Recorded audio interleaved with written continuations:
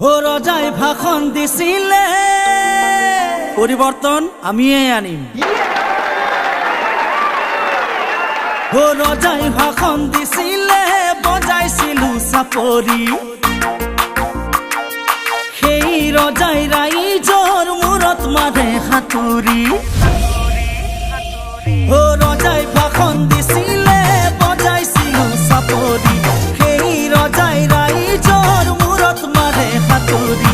ৰাৱণ বধু বুলি কৈ ৰাম আজি ৰাৱণ হৈ যায়, কালৈ আশা কৰিব ৰাইজ আজি হ'ল নিৰুপায়। ৰজা আজি মিছলীয়া হ'ল,